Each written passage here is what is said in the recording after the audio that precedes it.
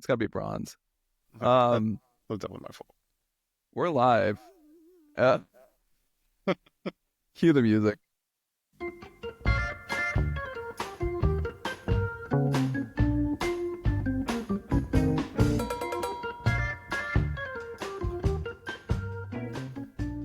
Welcome, one and all, to another edition of Everyone Hates Us, a podcast dedicated to the art of winning and the beautiful sport of baseball.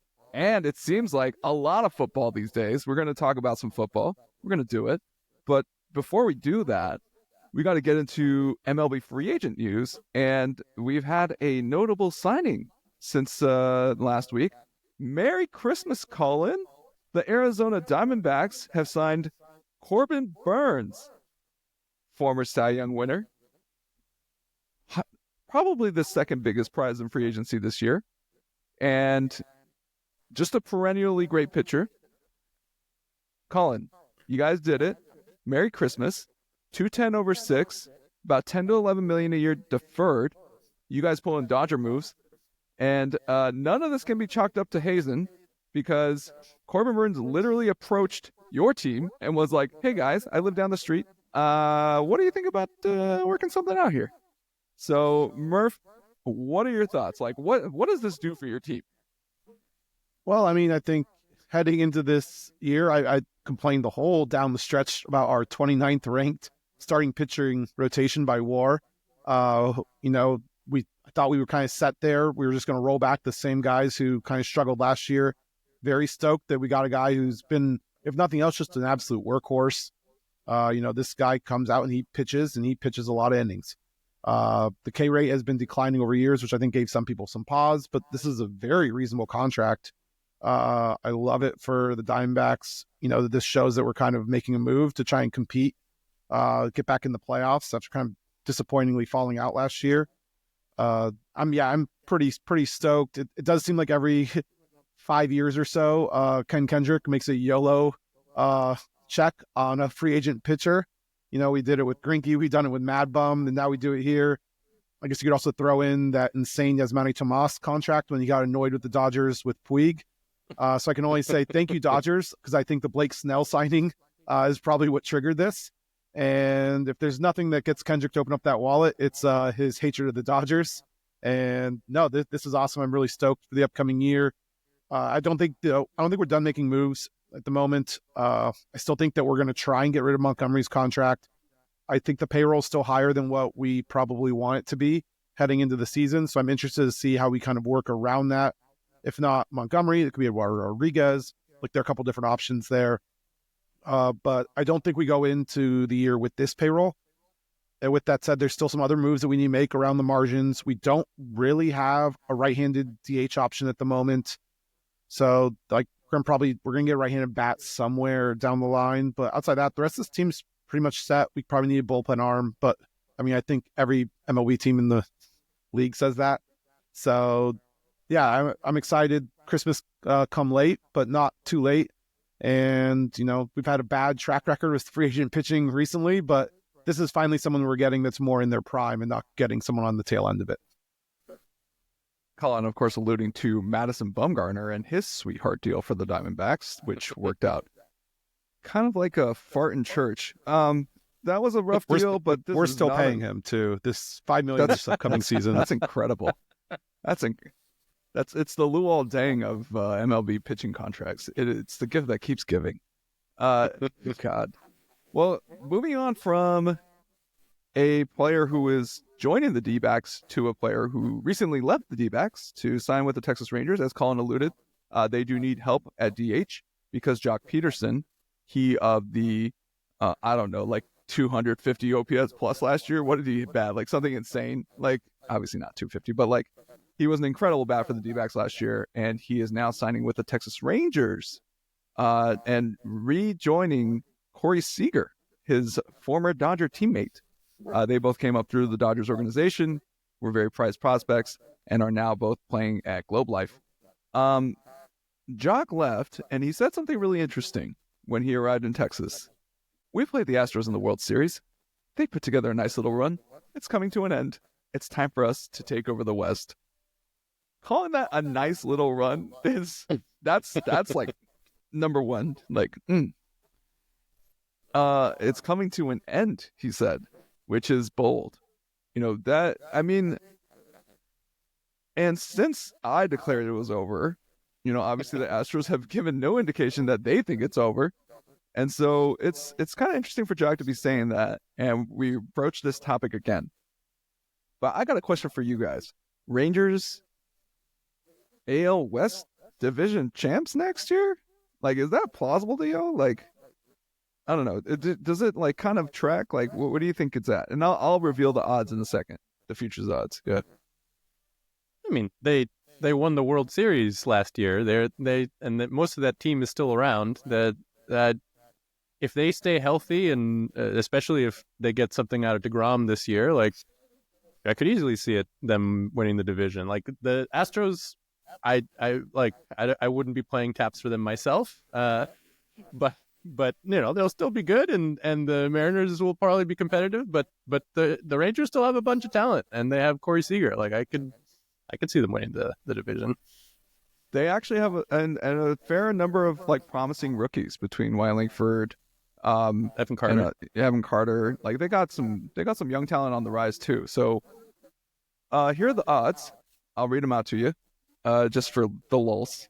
Okay, in dead last, and these are for the AL West division winners. In dead last, hopefully you guys know by now, it's the Angels plus 4,000. Actually, wasn't sure if it was the Angels or A's. The A's are right there. They're right The there. Sacramento Plus A's. 3,000. Yeah. Plus 3,000. They're not the Sacramento A's, Colin. They're just the A's. Actually, just I do think the it's A's, funny that we're calling them the Sacramento A's just because the one team that they have there are the Sacramento Bees. So Right. we need another sport and get the Sacramento Seas out there. I also think the official paper of record of that city is the Sacramento Bee. That's what I was thinking of. Yeah, that's what I was thinking of. Yeah. That was it. So we need the Sacramento Crips to... Yeah, I think it's the Salt Lake City Bees is the minor league team. That's right, yeah. Yeah. We've got... Now, it's kind of a three-way race at the top. So Astros plus 105, they're the favorites. That's like close to odds on, which is, wow. Okay. Mariners plus 240. Rangers plus 240. So Vegas has them basically tied with the Mariners to take the division. But I think the AL West is going to be a very spicy division next year. At least like internally, like not necessarily like competitive with other divisions to that degree, but I think definitely that's going to be a pretty spicy division. Exciting baseball to watch. I don't buy that Mariner odds thing. What have they done to make people think they're going to be real challengers? That offense is still horrible. I mean, I know in our even offseason projections, we were predicting them to pick up some bat. They haven't done anything at all. That team does farm pitching like no one believes, but I mean, I think it's going to be a Texas two-step, and it's going to be those two just kind of taking it the whole way. Texas. Murph said Texas two-step. That's real nice. Well, to counter that point, because I'm a Mariners, Mariners are my AL team. Yeah, they do farm pitching. Nobody hits there. Okay, that's the thing. So you just muck up a bunch of games and screw the Pythagorean. It's just going to be like the run differential is going to be like 0, and they're going to be like 10 games in front of 500. Is the hope. I think that's Mariners baseball. Is like, you know what? We can't score, but neither can you. All right, like, so whoever can bunt better is winning this thing. That's really like what it comes down to. And so I think if the Mariners change their approach or their pitching stays the way it's been, and they're trying to move Luis Castillo, it looks like for a big time bat or like some big time help on offense, which like can't blame them. J-Rod had a super down year. I don't see that happening again. It better not. Or my kid's going to community college. I'm just kidding.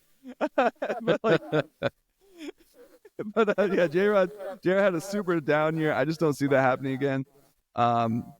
Yeah, it's a lot of stuff on that team.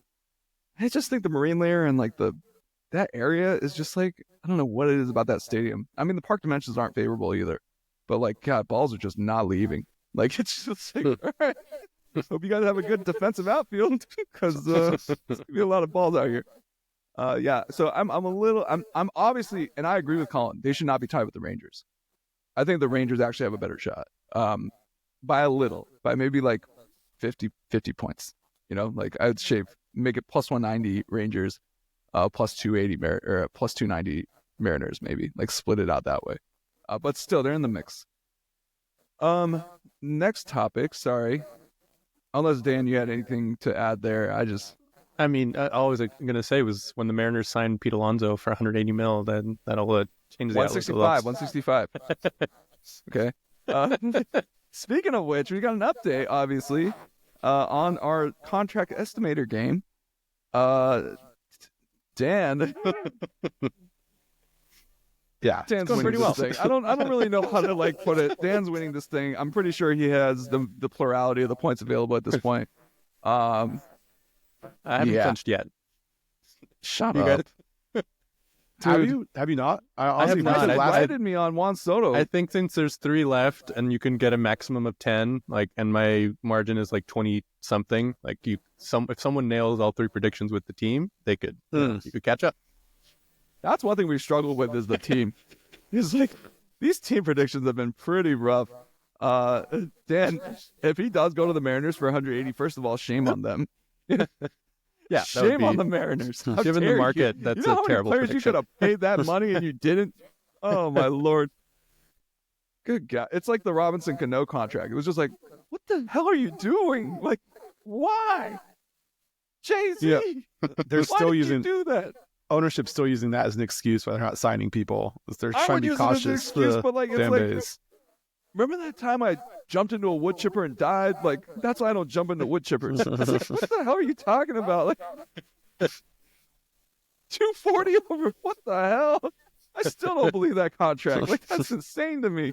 So 180 over 7 would be basically a smaller wood chipper. Yeah, that was not my best pick. But I've made some other pretty good ones. That would be incredible. Yeah, no, you're winning the stupid game. Which is a stupid game now because we're all losing and only Dan's winning. We're a podcast called Everyone Hates Us. We're just going to call it Everyone Hates Dan. And this is repugnant. Colin and I are in a pillow fight for second place. I think I might be able to pull it out. I do have 3 of them. But the actual position doesn't matter as much as getting the teams right. And Murph still has pretty good odds on teams. Colin unfortunately has Pete Alonso going back to the Mets at 150 million, which apparently he thinks Steve Cohen just has infinite money glitch. He does not. He does not. His GM actually knows a thing or two about managing the CBT, believe it or not.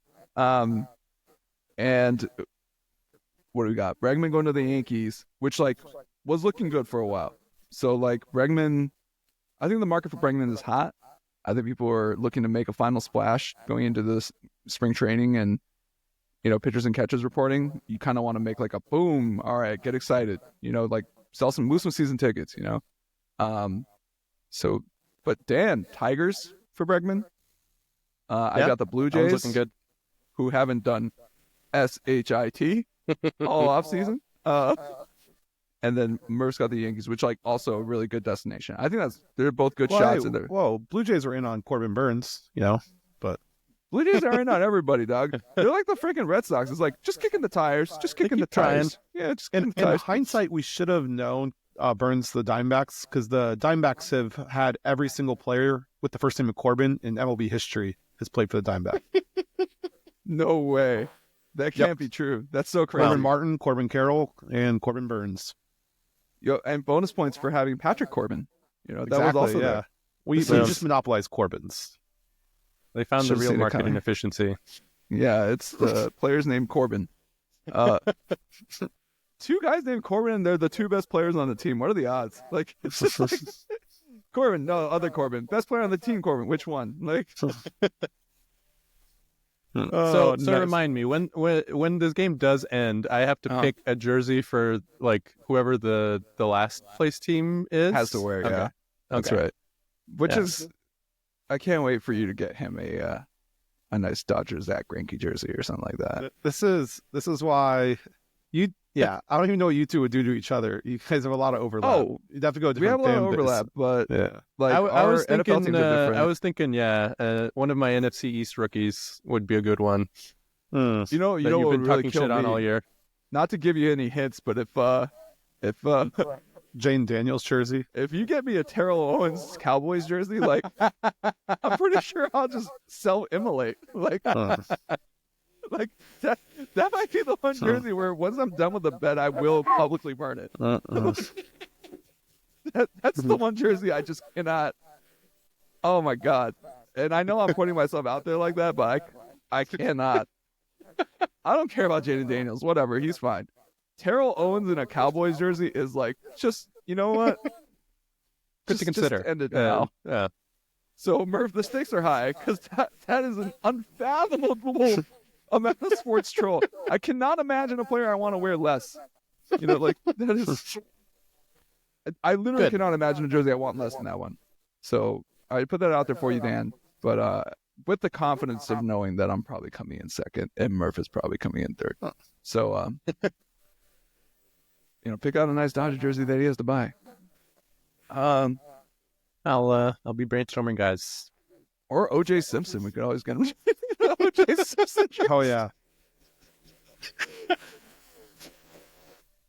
That'd be a bad one. Because if I won, I was gonna get him Vikings Farm, obviously, because that was that's but I don't think Dan would do that to me. Dan wouldn't do that to you. You're very lucky Dan came out in front because I had good ones for both of y'all. I was gonna get you a Westbrook Lakers jersey. That might be second worst jersey I can think of. Yeah, that's a good one. That one hurts. Or a Timothy Mozgov or Luol Deng jersey. like really making me upset. Just like remind me of those two contracts we signed that set us back like 3 years. Oh my Lord. Oh. I hate this segment. We need to do something else. I'm enjoying this segment. This is great. Oh, Dan's out in front. Yeah, no, he's everyone hates Dan. Screw Dan. But so far so good, Dan. Looking great. Let's move on to our next segment. What did I have here? Oh, we're gonna do awards. We're supposed to do a Roki watch, but here's the thing: like Roki hasn't really said anything. He's held meetings. I heard he's rebuffed a couple East Coast teams. I believe the Tigers or the Red Sox tried to reach out to him, and nothing really happened there. And then Tigers also reached out to him, and nothing really happened there yet. He might be coming back and taking meetings with them after he gets back for the holidays, but Roki has taken meetings with, I believe, 6 teams so far, and then flew back to Japan for the holidays, and he'll be back after the holidays. And it'll either so Joel Wolf at Wasserman, which by the way, the Wasserman building is like, it's so close. It's so close to my place. I just want to Roki, no, come with us. You can literally see the Wasserman sign from my balcony. Like, it's just like right there. You can read it out. It's in plain. That's how close I live to the Wasserman building. I was like, Roki, if I catch you at Zanku Chicken, you have to stay. Don't go anywhere. Don't you love it here? The food's so good. Yeah, so we should have done a Roki update, but we're not quite there yet. It's the end of the year, folks. It's New Year's Eve. Today is New Year's Eve. Happy New Year's Eve, everybody. And we're going to go ahead and pick what happened in MLB, the best, the worst, the ugliest in 2024, and that's including the regular season, the postseason, and the offseason so far, because the offseason's not over yet. But it all happened in 2024, so it's all fair game. All right, so we're gonna kick it off with best defensive play, and I'm gonna share my screen here so you guys, those of you who are watching on YouTube, feel free to tune in. Okay, so let's start with this. All right, Colin nominated the Jerks and Profile home run robbery on Mookie Betts because he's a hater. It's just a great play. It's Profile back, tiptoeing to the corner. He's at the wall. It is. Nobody's sure yet. God, I just want to throw a ball at his face. Mookie Betts has rounded the bases thinking that it's a home run. Jerks and Profile says, Let me see if this full screen's out. Oh, yeah, that full screen's out very nicely. Doing the old, I'm going to just milk this for about 15 seconds. Okay, so there's Jerks and Profile. Yeah, I mean, what else to say on that? Honestly, pretty great troll job. I think everyone kind of thought he didn't catch that. for a split second, and then to kind of have some words for the fans. Fans actually did a pretty good job, though. Like, they went after it, and he was able to kind of rip it away from him. Just great play. So my thing is, if you're in the stands, it's your effing job to catch that ball straight up and down. I don't care. It's your effing job. Like, how dare you let jerks and Profar of all people come into your space? You know, like, it's different from the Yankees and Mookie Betts with the foul ball, because like they went into Mookie's, they like grabbed his glove and stuff. Yeah. You know, like, Yeah, dude, that's make a play once on the he ball. catches it. Yeah. Yeah, that's PI. Like, you can't go into his glove and try to pop the ball out. Okay, you're not playing the ball at that point. Yeah, you need to play the ball. So that's my knock on it, is you should have been able to basically make a play on that ball so that doesn't happen. And then you get to hear, like, and I still remember the day after that, it's like, well, Mookie's so cold in the playoffs. I'm like, he hit an effing home run. Like, what more do you want? He hit an effing home run. Jerks and Profar is just doing it. Okay, so I don't know what to tell you guys. Here's my nomination. It's the triple play that clinched the postseason for the Padres. And mine is like pretty context dependent. So you see that it's Suarez. All right. So I don't know if you guys remember, but Robert Suarez was going through a rough stretch. Okay. And he was playing like doo-doo, selling games left and right. And again, it looked like, here we go again. All right. It's no outs, 2 on, 4-2. And I think I was texting Colin, like, he's going to sell this game. Like, they're going to sell this game. And for Miguel Rojas to hit a laser to third base, like absolute laser. Like, it was like, if that gets past, like, we're talking about Suarez needs to, like, a mound visit, probably pull him out of the game. And for it to be fielded, and I just want to give the Padres their credit, because you do have to field the triple play. You do have to actually execute on it. And it was so crisp. It was one of the best triple plays I've seen. It was super clean. Very clean, yeah. Yeah, execution was perfect. So spot on, and props to the Padres, because that was a hell of a play. It didn't really, like, I know a lot of people were upset about it, but I actually was like, it's hard to be upset at that. That's like such a clean play. Like, and then, well, you know, they're going to make the playoffs anyway, eventually. Like, who cares? You know, so Rojas, that game, had a ground out, grounded into a double play, and then grounded into a triple play. Yeah. He had the grounder cycle. Yeah. The grounder cycle. That is a very rare achievement. Yeah. Pretty rare. But there's my nomination. Yeah. Bailed out Suarez. That was the big thing. I was like, Suarez, like, probably got an extra confidence boost from that play, you know, to maybe, like, right whatever was going wrong with him, because he was selling games. Like, holy moly. Murph, you think the D-backs relievers were bad. Whew, this guy was, man. Yeah. Okay, anyway. And then, of course, Dan with the most respectable. The play, they're really in the driver's seat. They are. And that's the beauty of putting yourself in that position. Oh, my gosh. Hayes Look at this beauty. deep to right center. Harris is back. Oh, what's up, guys? Sorry, bullpen. What a grab by Real Michael nice. Harris. I mean, Penn has to do better there. Can't let him catch that ball. You got to feel that ball. You got to feel that ball. Protect your zone. Guys, protect your house. What is this? What is this? Went after this ball to... All right, so who's the winner here? What do we got? All right, so Collins is... We're going to assess the rationale for nomination real quick, and we're going to do that. All right, and I'm going to accuse Colin of just being spiteful and being a jerk.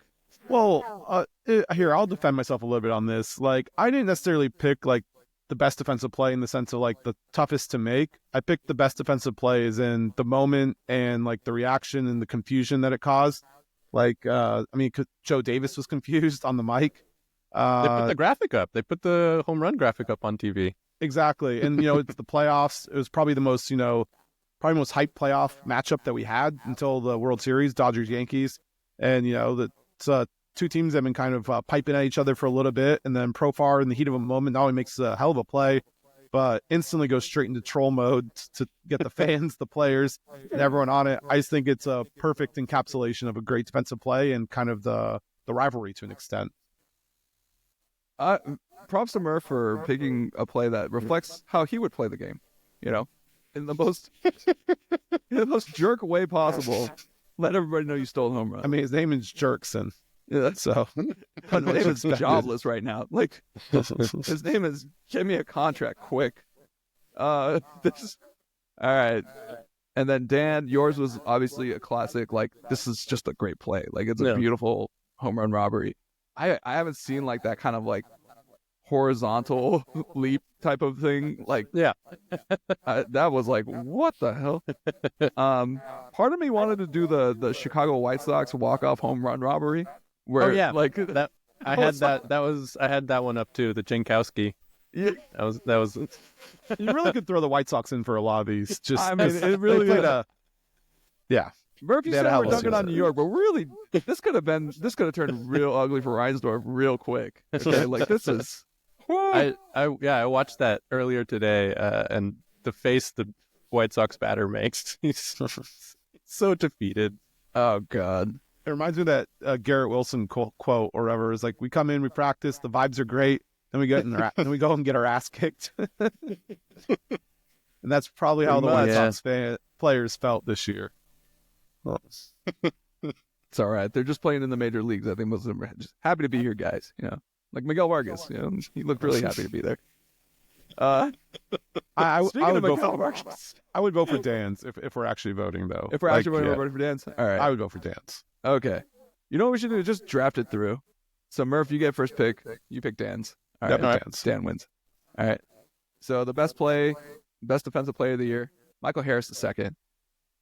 Horizontal catch over the fence. That was pretty sick. Yeah. All right. You know, Murph, if we put effort into this, like, we should have had one of the Bryce Terrain grabs on here. Like we didn't do any. Oh, I wanted to mention the Brewers, because not just Terang. Like, I didn't do it for research. I just watched MLB's top 100 plays of the year video.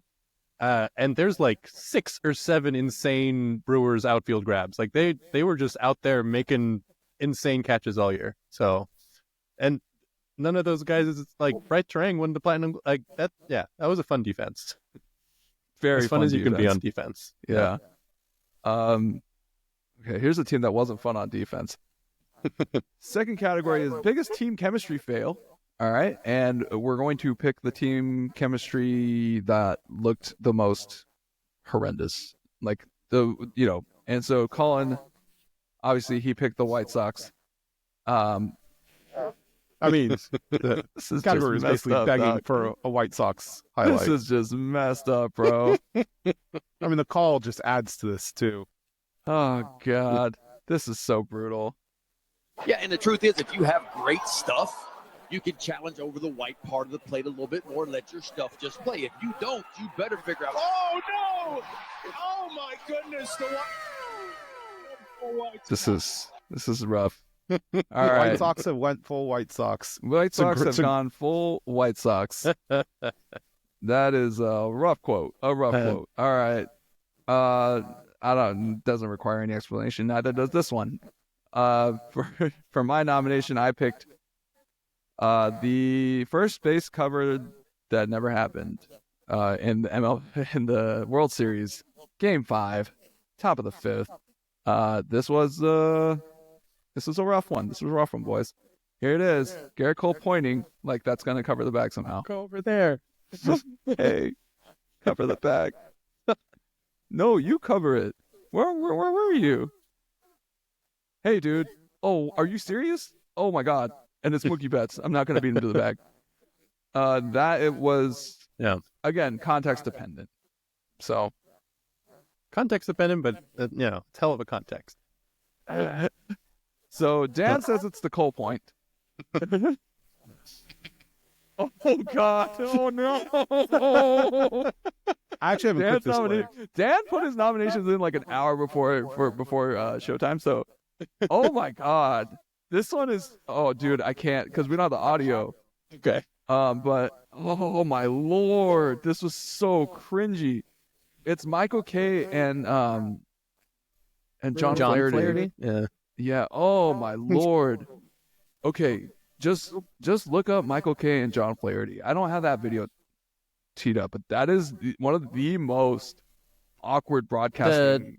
The audio isn't on the link that I put in there? The audio's on it, but it's like I can't play the audio for the listeners. Gotcha. So Gotcha.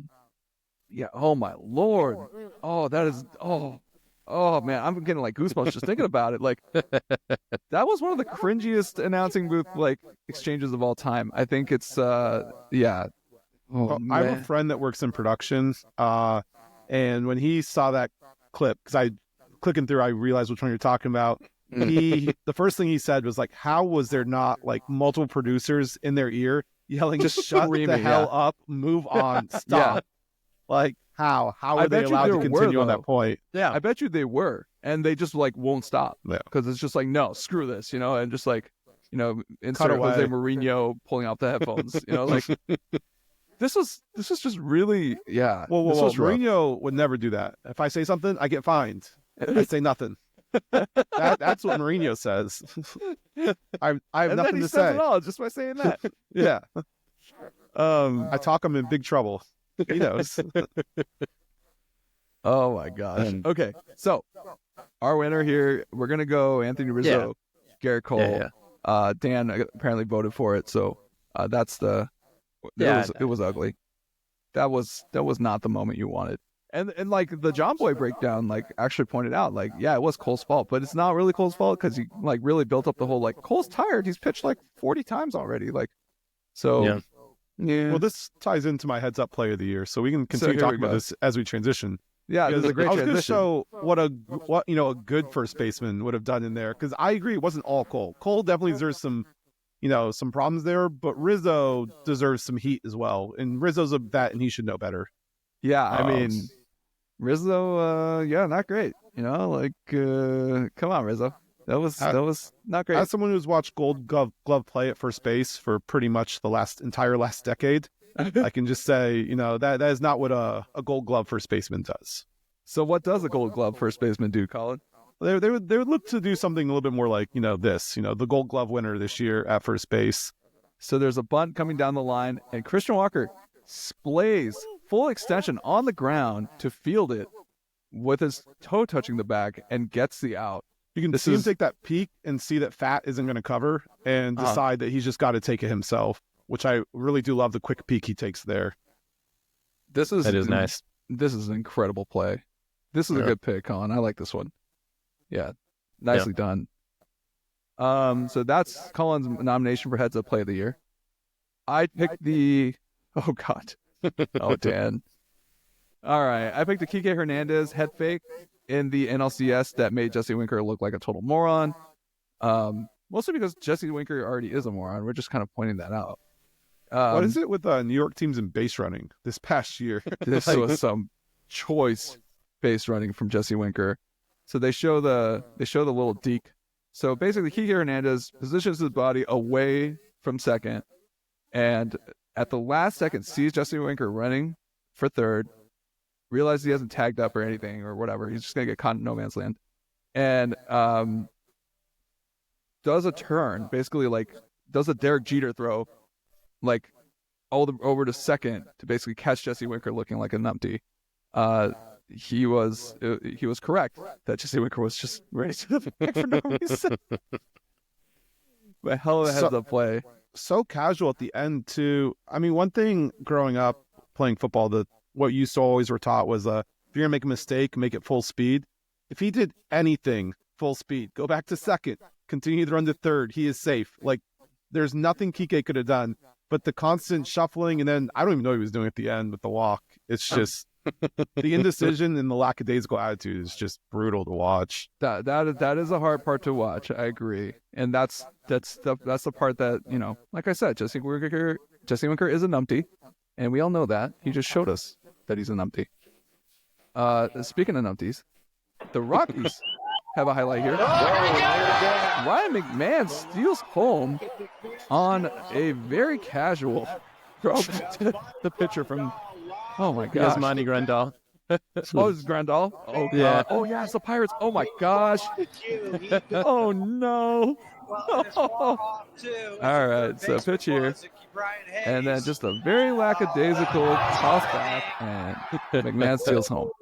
That's a hell of a play. That is a hell of a play. That is a hell of a play. That is the least contested steal of home I've seen in a while.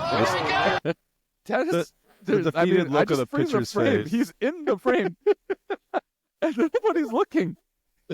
I think the pitcher saw him. He just realized there was nothing he could do. Once the ball came in high, he just quit. Yeah.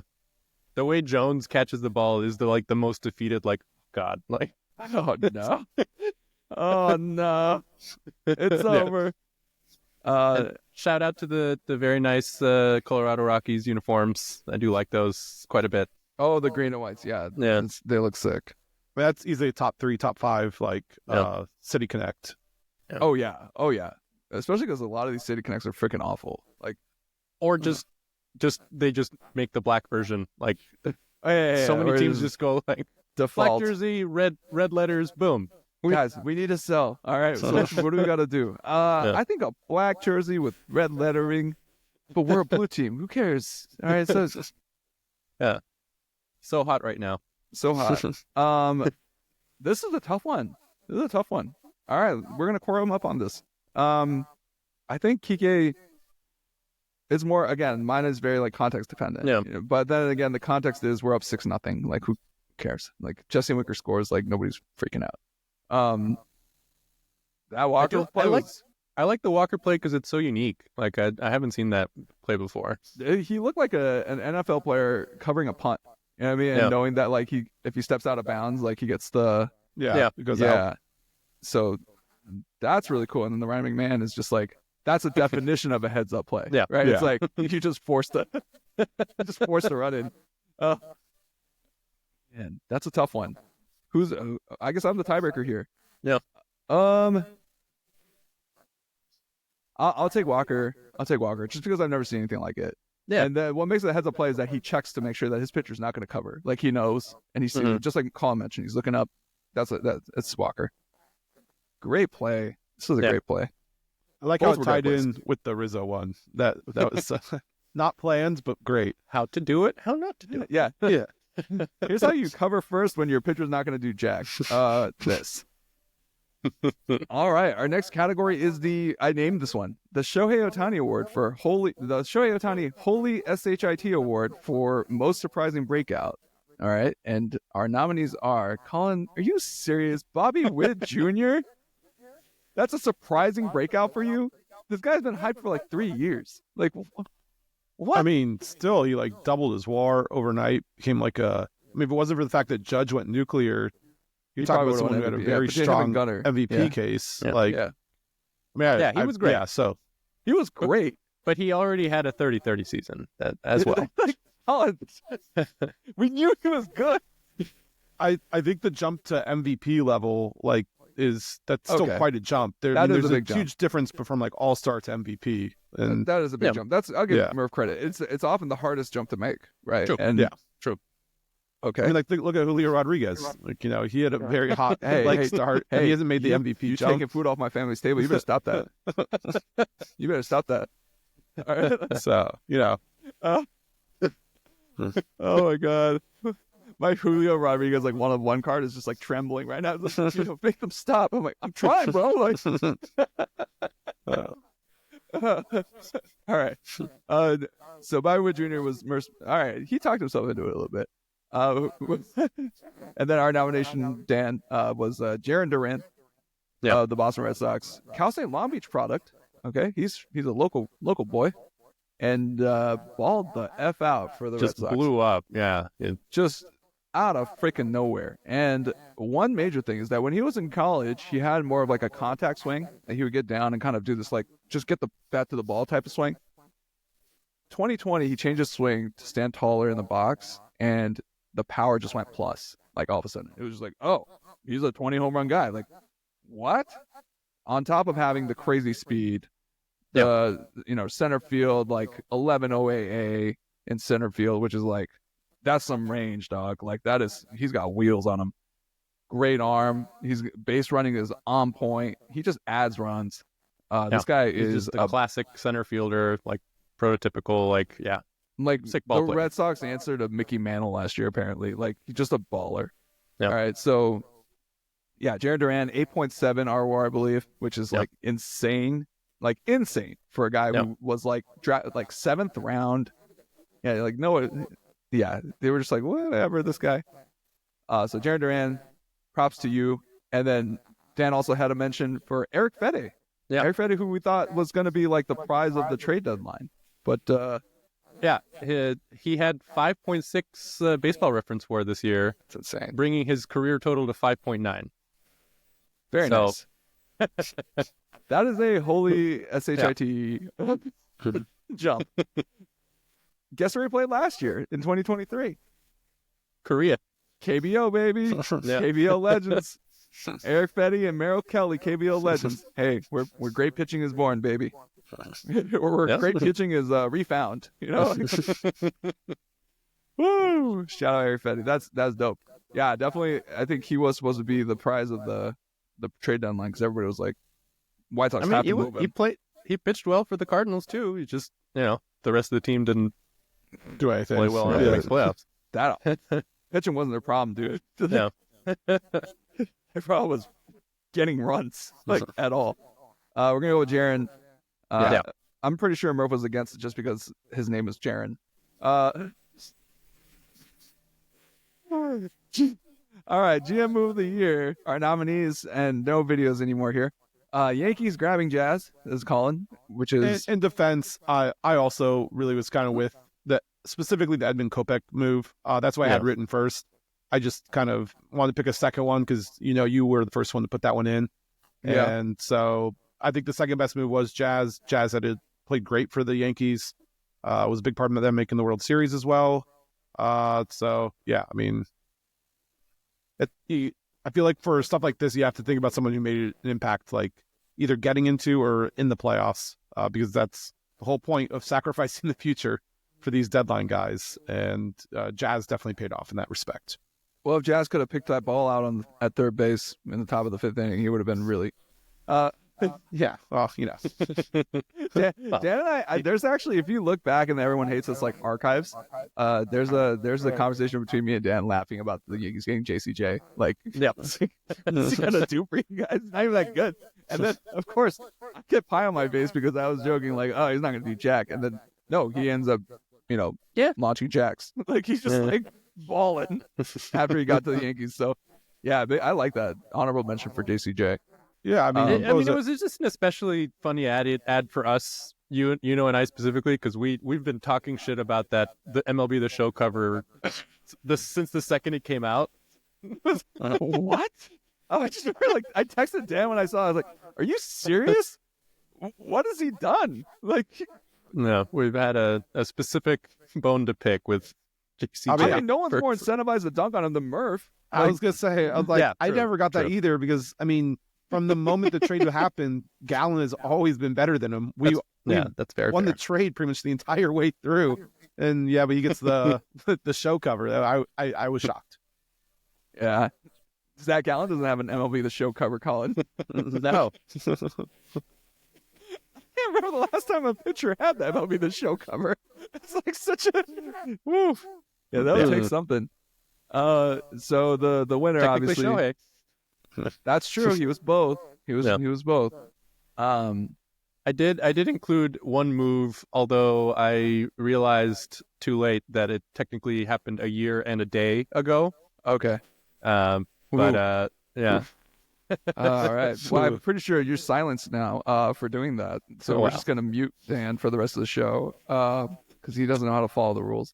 No, it was a good one though. Go ahead, Dan. Yeah, so the trade for the Braves traded Von Grissom for Chris Sale, who had pitched well, but in very limited innings for several years, and signed him to a 2-year extension, and then he immediately turned into the NL Cy Young winner. And Triple Crown winner, Cy Young winner, everything winner. Yeah, that was a hell of a move, especially signing him to the extension after, 2-year extension with a club option for the 3rd year. So, yeah, locked him up. Team-friendly deal. The Braves do. They really took all that bad juju from Boston and was just like, you know what? We're going to kind of add some sugar and spice and, oh, look, Cy Young. Oh, my gosh. I feel bad for Boston, but not really. Dodgers trade deadline moves are the winner. Andrew Friedman, again, just proves that he's light years above, ahead of everybody else. Masterful. Brings in Kopech, Edman, These are names that you saw on the postseason rosters, and we needed every bit from these guys. He signed the NLCS MVP in trade season. Like, Tommy Edman was coming off of wrist injury. Like, okay, yeah, Murph's like giving me the throat slash. Well, no, it's more the Joe Lacob light years ahead thing or whatever. That just like kind of just yeah, okay. I mean, you gotta love it. They were great moves. They were great moves, but I mean, and I do think there is something especially to be because they were so important in the playoffs. Like they were, yeah. I mean, Edman was NLCS MVP. Like, it's tough to think of something more impactful than that. I'm not disagreeing that they weren't great moves. There's just more the light years ahead when you're also spending light years ahead. Hey, we can file that with the playing taps for the Astros. Yeah, on the arrogance card. Okay, yeah. First of all, both of you douchebags, but especially you, Murph. All right, I don't know if you remember MLB. It's always, here's what I mean by light years ahead. All right, it's always there's a prize in the trade market. At the trade deadline, there's always a prize, and sometimes the Dodgers are the winners. Like, they actually come out with a prize, but sometimes they kind of underwhelm.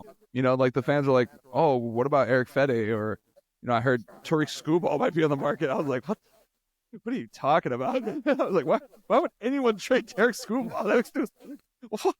Like, that's a core. Like, that's a one-man core. So it's always like there's a prize, and then the Dodgers underwhelm, and then Andrew Freeman just proves that he was right when these players start performing. You know, like, okay, Manny Machado, Yu Darvish, these are not like, oh, surprising. It's like, no, they're ballers. It's the Tommy Edman coming off a wrist injury, and the balling out, like promptly balling out. It's the Michael Kopech. He had an immaculate inning before he came to us. Like, he was still throwing gas, but it was like putting him in the right context, putting him in that, you know, making some adjustments to his delivery and mechanics, and then all of a sudden he's like unhittable. You know, I almost mentioned that immaculate inning earlier when we were talking about the White Sox, because it's the least excited I've seen someone after an immaculate inning. It's like nobody cares, dude. Like great team, bro. Get out of here. It's us and the A's, man. We're the two teams that don't care. You know who was a good Holy S Award candidate actually for the A's was Brent Rooker. Brent Rooker Brent Rooker balled out. Yeah, that guy's scary. But yeah, Lawrence Butler in the second half too. He had some crazy plays. Yeah. So these are like great candidates, but yeah, no. Back to the Dodgers. My point being, sometimes he underwhelms. You know, like, and then we get players like Jack Flaherty, which like that's kind of hard to underwhelm. You got a guy who's, you know what he is. You know, he's a baller. So no, I thought Dodgers fans were like, oh, kind of happy, I guess. Like, they're like, oh, I don't know how this Kopech thing's gonna work out, or Edman, isn't he injured? And then it's just like, boom, boom, boom, boom, boom. He looks like the smartest guy in the room again, you know. And it's really, he's light years ahead of our fans. Really, is what he is. You know, he's light years ahead of our armchair GMs at home. That's very fair. Yeah. Okay. Yeah. No, very precise moves. Very good moves. Very good moves. All right. Speaking of great moves, Managerial Masterstroke Award. Murph, your candidate was Aaron Boone going to Dreamweaver as closer in the playoffs. I did my best, guys. Equaled his career number of saves in the postseason. You know, so yeah, I just think it was really ballsy to, you know, put a guy in there who had 4 career saves. And then, you know, I mean, Boone was probably going for his managerial life in this one. If they went out in the first or second round, in the ALDS, like that's probably it for him. He put it all on, you know, Luke Weaver there, and he delivered for them, and he was probably their most stable pen arm. There's one other guy I'm spacing the name on, but like, it was really just those two that pretty much kind of anchored it down from the back end. So yeah, it was very solid. Sure. I like that. He was better than solid. In postseason, he was like unstoppable. It was just like, all right, game's over. Yeah. Especially Luke Weaver, who you know has struggled in the past for sure. You know who owes me a lot of fantasy points? Luke Weaver. And I mean, as in like his fantasy points were negative. Like, he owes me to get to 0. No one is more frustrated with Luke Weaver's production until this point. He was the crown jewel of the Goldschmidt trade. But no, I people give Boone a lot of stick, and some of it deserves, some of it not. But I think this was I think the safe decision for him would have been just stick with the trusted, and normal like bullpen relief arms, guys who closed it. And if they sucked, people probably would have blamed the people that were brought in the years for blowing the games. Weaver is someone where if Weaver sucked, that decision is going strictly on the manager for putting a guy that untested and who has such a rough track record in the MLB in such an important role. So that's why I kind of picked this one out. I like that. That's a good pick. Dan, you picked the Dave Roberts bullpen game 4 NLDS. All right. Yeah, we're facing elimination. Dave Roberts went different than he'd done in the past, like pitching guys on short rest and sort of like trying to push for that game. He sort of trusted the process and managed masterfully that whole game with the bullpen game. And it sparked that 33 inning consecutive scoreless inning streak to end the series and gave the momentum to the Dodgers that eventually led to the World Series. But without that game, going with the bullpen game, none of that would have happened. So, yeah, that was huge. How much of it, and I'm assuming not that much, but how much of this do you chalk up to the Padres just choking down the stretch? Because they kind of did, like once they got home, it's like, did. Yeah. But I think I think part of that was that game. Like as that game went on, and they're putting up zeros and we're winning, like they got in their heads. Like, but going into that game, they were up. They were one win away from beating us again. Yeah. It was a big turning point. I think anytime it's a bullpen game, it's a low column A, low column B. For one thing, you're talking about having 6-7 guys come out there and none of them laid eggs. But at the same time, from the batter's perspective, you're looking at 6 to 7 straight guys. Right. You're not getting a read. What are you picking up today? So yeah, I think this is a great one as well, just because all the levers have to be pulled exactly right in a bullpen game, and obviously he did. Which we saw in other Dodger bullpen games in the same playoffs, which didn't go. Yeah, they didn't go to plan. Yeah. We had Brent Honeywell Jr., the innings eater, come out and just be like, all right, well, I guess this is over. Okay, my nominee was AJ Hinch, and this was more of like he doesn't get enough credit for doing what he did, which is, and because of the whole Astros sign stealing BS and all that. And I don't have a problem with AJ Hinch. Like I don't think it has anything to do with what he does with the Tigers, who were sellers at the deadline and basically shift off all their vets, kept the ones they couldn't move, like Kenta Maeda and Javi Baez. And then when it came to postseason roster construction time, left those guys off the rosters. And I thought that takes balls, and believing in your young guys takes balls, and just saying like, hey, we're just going to run them out there. They were one game away from the ALCS. And I really think that is an incredible achievement for a team that was basically in the middle of a fire sale, had no business being in the playoffs whatsoever. And they were just like a little bit of offense away from getting to the ALCS. So props to AJ Hinch. The pitching chaos, he called it, in the wild card and divisional rounds, I thought was a masterstroke. He also had to manage that. He also had to kind of like basically know his matchups, know what he's comfortable with, and know the guys that he wants to roll with out there, because he knows these young guys better than anybody else. Basically. So I thought that was a really nice move. And that's the kind of stuff that like jumpstarts a run. Jumpstart opens a window basically for a team. Is like these players get confidence in the playoffs. Like, been here, done that, and we're gonna run it back next year. Like that's the kind of stuff that like could really jumpstart. So major props to AJ Hinch. Yeah. On the not holding anything against AJ Hinch note, he's one of the very few people involved with the whole Astros thing who actually paid their proverbial debt to baseball with the suspension. He came back and they had the crazy run this year, and good for him. Props to Hinch. I thought you were gonna bring up. He supposedly was one of the only ones against it. He like broke the TV, two of the TVs during the middle of it. That's what got leaked. It was actually Alex Cora and Carlos Beltran. Were the ones who kept putting it back up. So Speaking of dudes, I didn't forgot pay their dues. Carlos Beltran. All right. Going from managerial masterstrokes, GM moves of the year to worst owner. Oh, we got to pick one. Yeah, we got to pick one. Who are we picking? I like both of y'all's. Obviously, I'm partial, but actually, I'm not because I think it should be Aaron Boone. And Yeah. it's because That's a great move. in that for market sure. It's a good pick. to make big moves like that, like our market's entitled and crappy too. But I forgot who talked about Taj Gibson. Taj Gibson talked about playing for the Knicks on Jeff Teague's podcast, and they asked him like, "What was it like playing for New York?" And he's like, "I wake up angry every day, and every time I get in the elevator, they're asking me like, dude, what happened? Like, we suck. Like, blah blah blah." The Knicks, like, and the Yankees are just part of New York fabric and culture.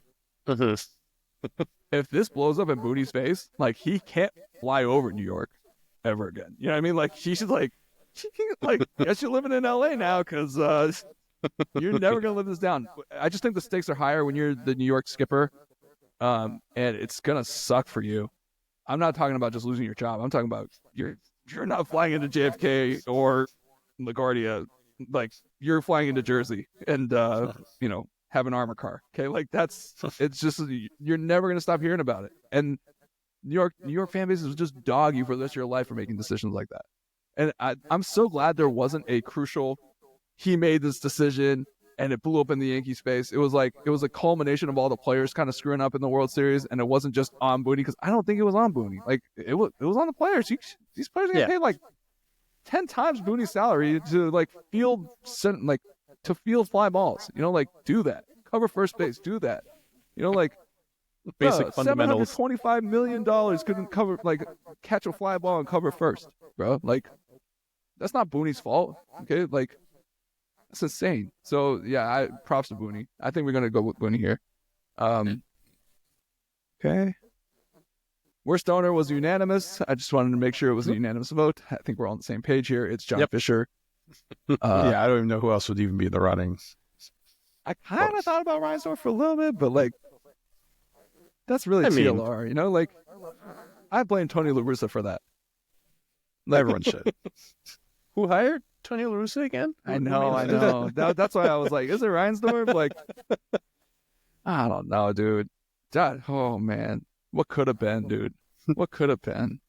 That's the fastest I've ever seen a window shut and turn into a basement. It looked like they were heading up to the penthouse. Yeah. Slam shut so hard. The during the glass center breaks. of the earth. It was a basement with somebody put their car in there and left the ignition on. Everybody's leaving. This is really bad. Yeah, no, it's John Fisher. Screw it. And then I think I've just biggest team chemistry W. Colin said, whatever Brian Sweeney did to that Royals rotation, we talked about it. It's Zach Bove, dude. It's he's Bove the not a pitching hater. coach. The pitching coach deserves credit. All right, yeah, Sweeney and Bove did magic with that. They Michael Wacha was good this year. I'm sorry. He had the Midas touch this year. Sometimes you just see that with a coach or a batting coach and stuff. But good God, Seth Lugo I will speak up Wacha. to Michael Wacha because Wacha actually was decent last year as well. Yeah, with the Padres, yeah, he was okay. Yeah. But what the hell? But yeah, Seth Lugo. I thought about Seth Lugo for the breakout player because he balled out so hard this year too. Yeah, he balled out, and he's got good young guys between Singer and Reagan's. Man, that's a staff. Them and Bobby Wacha Witt actually the team. pitched well for the last couple of years. He had 3.5 WAR this year and 3.3 WAR 2 years ago with the Red Sox. He was solid. I just remember Cardinals Wacha, and I'm just he's always on the waiver wire, just laughing at me. This guy's gonna get blown up. I'm gonna start him. I swear to God. I remember Cardinals Wacha his first year when he kicked our butts in the playoffs. He was great. Great. And then he was not great. And then he was not great. Yeah. For sure. All right, Dan. Dodgers signed Teoscar Hernandez to a 3-year, $66 million contract. What for the vibes? For the vibes. We do not need him, but we gave him the contract to keep the team happy.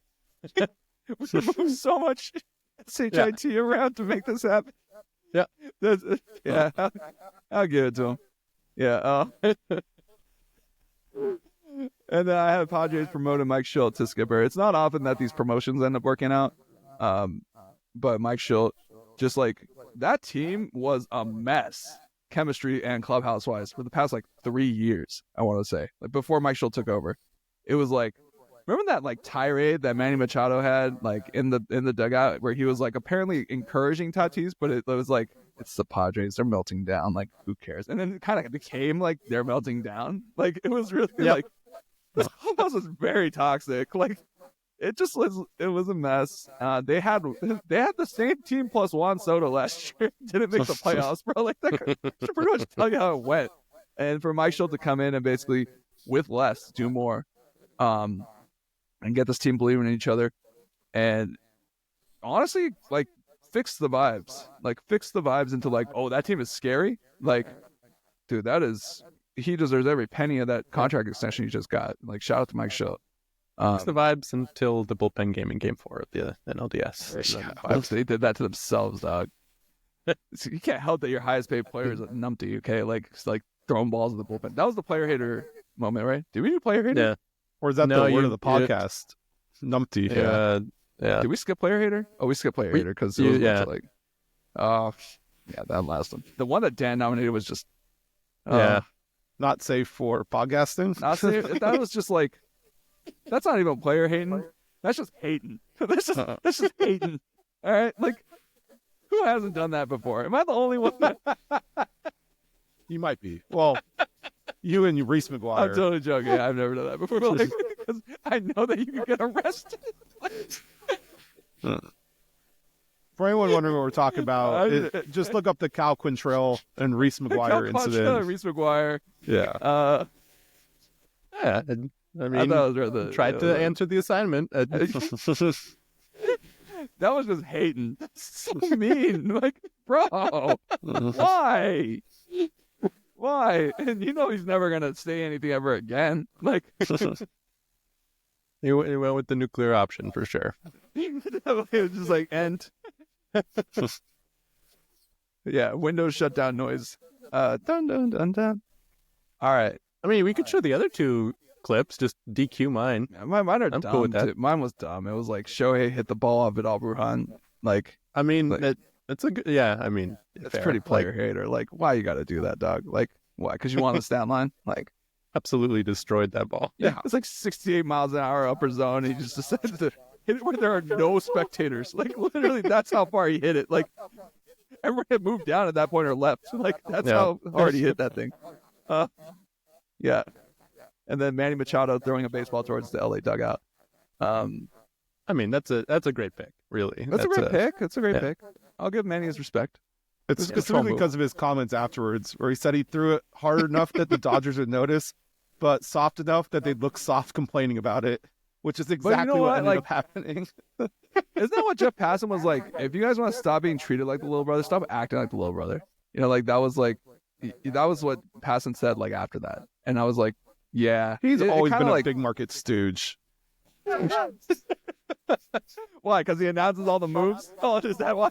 Like, no, it's just like any take, he's going to back whatever the Dodgers, Red Sox, and or Yankees did, like against any other smaller team. You see it in the AL East, the way he talks about teams like the Orioles, and you see it in the NL West, the way he talks about the Padres versus the Dodgers. Like, I think that was kind of a silly way to like interpret the whole, like kind of a little jab that Machado did. As Omar from The Wire would say, fish gotta swim, yo. Related to that, the other candidate that I was thinking about for player hater, which probably would have been better to put in terms of podcast safety, was all the Padres players refusing to talk to Ken Rosenthal during the NLDS because of the article that he put in. That's just the biggest crybaby moment of the year. Like, I want to talk to you, Ken. You wrote mean things about us. We don't want to do interviews with you. That's just crybaby shit, man. Like, I'm with you on that. I'm not fully in the tank for everything the Padres have done. I thought that was kind of a very soft move. The Padres pulled. But like the thing is, like, I don't want to talk about the series too much, but it was the best series in baseball last year, like easily. Dude, Yep. they psyched themselves out. That's what I was talking about with Dan, with like for the bullpen game. Like they psyched themselves out so much, dude. They Absolutely. put all that pressure on themselves because like they're doing all the like little brother stuff, where they're like kind of needling and trolling and all that fun stuff. And then like when it's time to deliver, they're just like, oh crap, we have to win a baseball game, and we forgot how to do that.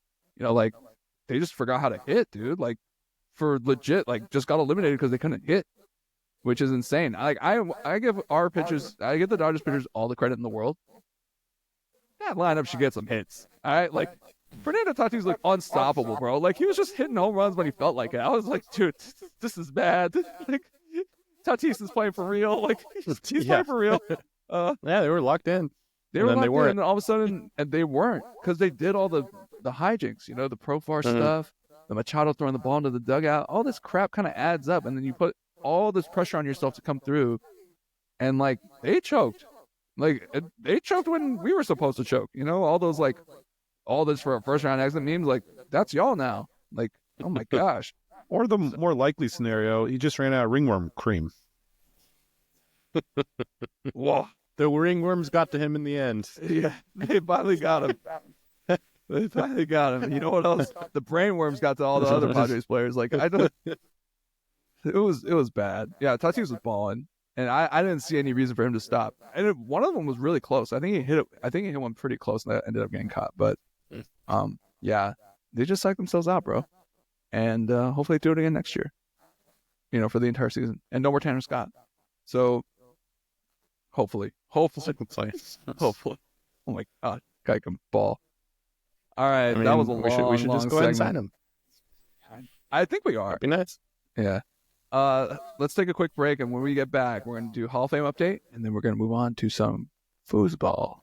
And we're back. Thanks for coming back with us. We're moving on to a quick Hall of Fame update. Murph, what do we got here? We got some interesting stuff over the line. So where were we at? Yeah, we actually saw a huge influx of ballots over the last week or so. I guess everyone, you know, once Christmas was over, decided to just do a ballot dump. We're at 23% in. Ichiro, still unanimous. We're starting to see a gap between him and CC, but CC and Wagner still tracking very well to get in. One big thing that's changed, though, is there's a fourth guy over the cut limit, over the induction limit right now. Carlos Beltran is sitting there at 76.5%. He leads all players in gains this year. He's gained 15 votes from voters who didn't vote for him before. Seems like the 2017 scandal is well in his rearview mirror. I guess just to kind of get you guys' opinion on both of these things, you know who the biggest loser this cycle so far been as far as drop votes has been Chase Utley, who has over twice as much as everyone else. At first, I haven't really been commenting on this because I thought most people were strategic voting. Utley is a very good strategic vote to like leave because he got a lot of votes. He's not falling off the ballot. He's also far enough. He's not getting in. But that only explains two of them. So the rest of them were non-10-person ballots. So they could have feasibly voted for him if they didn't. I'm not really sure what's going on there. Did Utley like punt a kid or something and we missed that in the offseason? That was not on my police bladder report. I did to start the whole series. But yeah, your guys' thoughts on Beltran and Utley there. That is surprising that they're just dropping Utley. If after having already voted for him, I understand I understand that not everyone will vote for him, but having voted for him and then going back on that is weird. But Beltran, maybe they just saw the highlight of like him breaking Ruben Tejada's leg for the first time. They just saw the video. Oh God. This man is criminally insane. Like, we can't let him in. Well, yeah, because like I honestly feel that, and obviously the voters don't owe us anything, but when they remove someone that they voted for before, I think they do kind of owe everyone an explanation of why they dropped him. One person, for instance, mentioned Andrew Jones. One of the reasons that they dropped him was because they didn't know about the DV incident. And then they no longer felt comfortable voting for him after it. So stuff like that, where maybe it recontextualizes stuff. People did that with Schilling, with his comments as well. Because, yeah, it just doesn't really make any sense. You thought someone was a Hall of Famer last year, and he's still retired. What changed? Yeah. There's not really a lot of common sense there. And speaking of Andrew Jones, he's still tracking, though, positively. He's at 73% right now. he's probably. We'll see how the domestic violence thing makes it interesting because anyone else on his track record is easily a Hall of Famer when you're at the percentage that he had last year, the gains he's making this year. But when you have 10 Gold Gloves at center field is yeah, pretty primo damn good position. Yeah. But I think when it comes to the sure. off the field stuff and PEDs, you just never know where like the hard line is of you just can't make up any votes once you hit a certain point.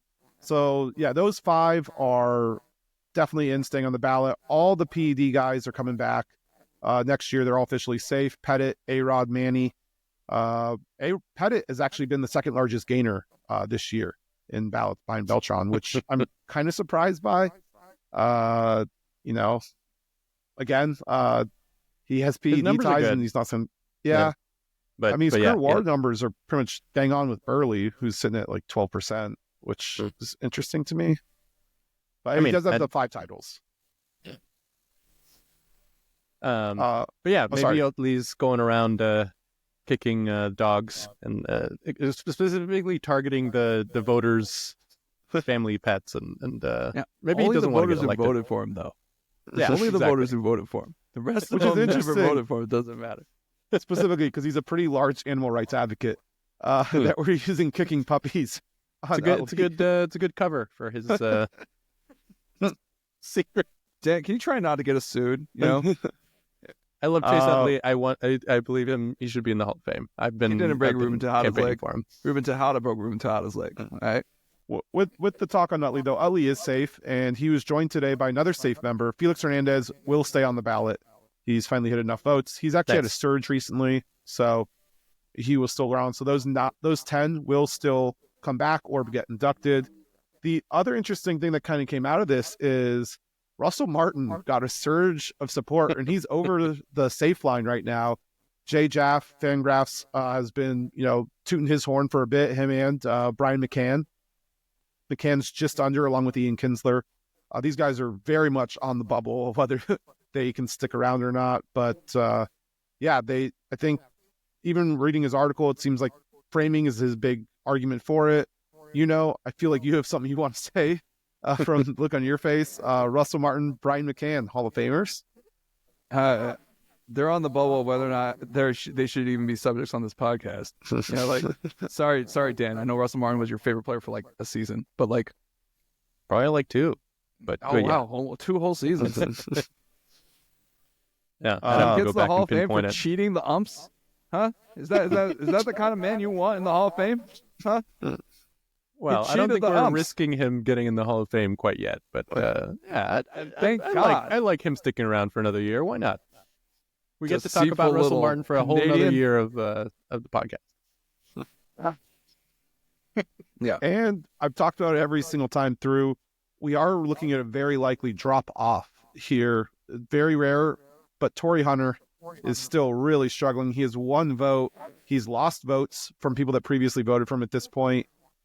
He's well below the average at the moment. He did do very well on the private ballots last time. I guess people were embarrassed that they were voting for him and didn't want to have to defend the vote, but things are not looking good for him just sticking on the ballot, period. It's not rare that someone who's been on 4 ballots falls off on their 5th, but Torrey Hunter is making that look very, very likely this time around. That's kind of that's it for the main updates here. I got a little something about Torrey Hunter real quick. Yeah. I always have a soft spot for that guy. And it's because he lived in CDM that's Corona Del Mar. It's like a suburb of Orange County, in Orange County. And he was held at gunpoint in his own home by cops who thought he was like robbing his own house. Yeah. Like whatever Dan face just made, that was my face when I read it. I was awful. Like, yikes.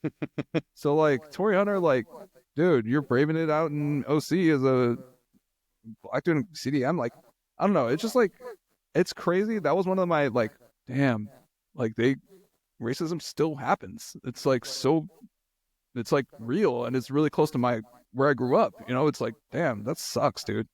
So Torrey Hunter like was a baller. I'm like, bro, how do you live in Orange County and not know who Torrey Hunter is, bro? Like, what is wrong with you?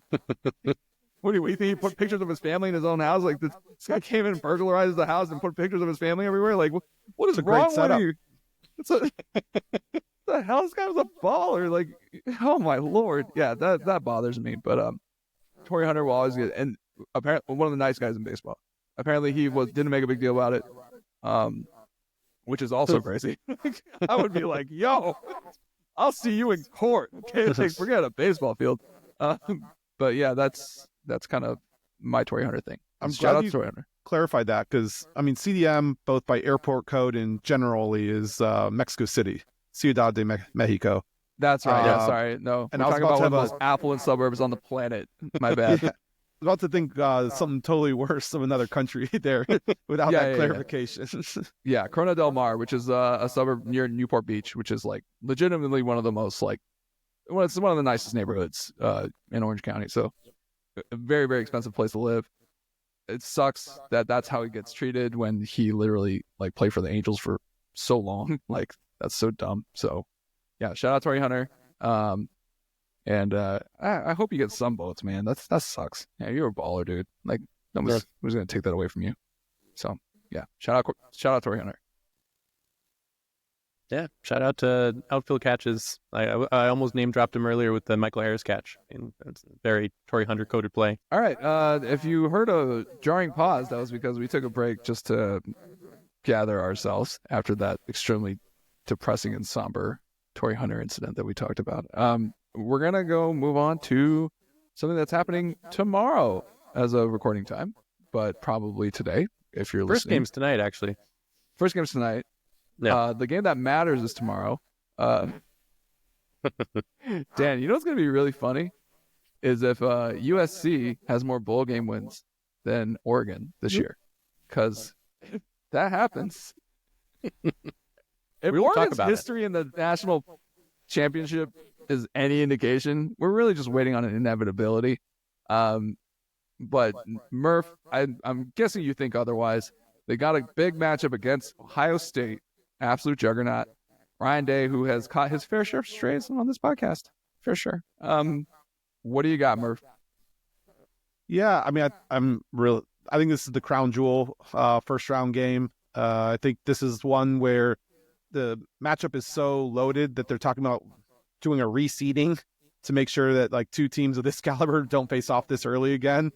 That's how you kind of know that this is a massive, massive game. It's the Rose Bowl. It's a traditional matchup with a Pac-12 versus a Big Ten school, even though they're both in the Big Ten now. So yeah, this is a pretty solid matchup all the way through and through. Ohio State, the big question with them heading into the playoff was their offensive line. Got manhandled by Michigan. They were facing Tennessee, was probably the second best defensive line in the SEC. And Ohio State just absolutely manhandled them. That game was a laugher from the start. He was never in it, despite having a sizable crowd at the Horseshoe in Columbus. So, I mean, Ohio State seems to be rolling. I think between that, Oregon also, their red zone D and D in general hasn't been great. I think the big thing for them is, can their defensive line hold up versus Ohio State's offensive line, force Will Howard to throw the ball, even though the receivers are really good. Will Howard's been up and down. But the reason I still kind of like Oregon in this is it just comes down to two main things in college football, and that is coaching. Dan Lanning over Ryan Day, 100%. I fully buy Dan Lanning. And the other thing, and I think the victim of this even playoff this year, and people have been talking about across college football, is quarterback play has been really down this year across college. Like last year, we had Jay Daniels, Bo Nix, Michael Penix, Caleb Williams. There was just a lot of really top-end quarterbacks this year in the playoff. Like, who do you trust quarterback-wise? And I think for a lot of people, it's what there was like three guys, and then Carson Beck got hurt, and it's probably dropped to two, three maybe, depending on what your thoughts are on the Notre Dame guy, Leonard. But one of those two guys, Oregon does have in Dylan Gabriel. He's one of the best quarterbacks in the nation, and him versus Will Howard. I think if you're Oregon, you gotta having Dylan Gabriel instead. It's a big game. Oregon's playing a lot of big games. This is a very battle-tested team, just like Ohio State. This is going to be a juggernaut fight. I think expect it to be really close, but in a close, tight game, I'm going to pick the better coach, the better quarterback, and I do think Oregon's going to pull it out. You're muted. You're muted. He said better coach, better quarterback, and then he went Oregon. I was like, what? Okay, I'll stop. Uh, Oregon is 2.5-point dogs going into this matchup, which is kind of crazy. But yeah, this is, as Colin said, a juggernaut matchup. Some less not as juggernaut matchups also on slate. We've got Texas versus Arizona State.